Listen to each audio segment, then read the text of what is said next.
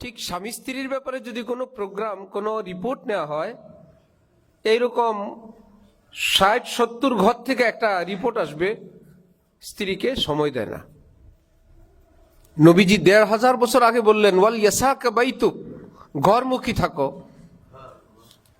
হাকিমুল উম্মত হযরত থানভী নওয়ারাল্লাহু বারাকাতুহু লিখছেন, নিজের স্ত্রীর সঙ্গে একটু খুশ গল্প করা, হাসি খুশি করা, একত্রে চা কফি খাওয়া, বাদাম খাওয়া, যে কোনোভাবে হালাল ভাবে বিনোদন করা হাজার হাজার রাকাত নফলের চেয়ে উত্তম আমল।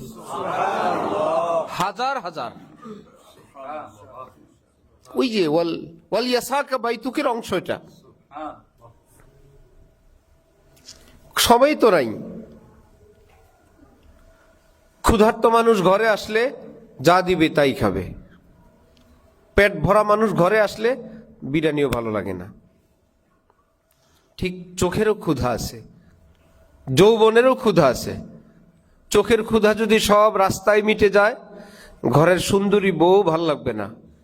চোখ যদি ক্ষুধার্ত থাকে, তাহলে ঘরের শ্যাম বর্ণের বেটে উচ্চতার আমার যে বোন ঘরে আছে তাকেও ভালো লাগবে। তার প্রেম ভরা, আগ্রহ ভরা দৃষ্টি দেখে তিনি আনন্দ বোধ করবেন যে আমার স্বামী আসছেন, তার দৃষ্টি কি, তার দৃষ্টির বিজলি কত, আগ্রহ কত। এমনকি যদি বলেন আপনি এভাবে দেখেন কেন, আমার ভালো লাগে তাই দেখি, গুনাহ হবে? কোনো গুনাহ হবে না তো? কোনো বুজুর্গির অসুবিধা হবে না তো? কোনো দরবেশগিরি ছুটে যায় কিনা আবার? কোন সুফি সাহেবের কোন সুফিগিরি?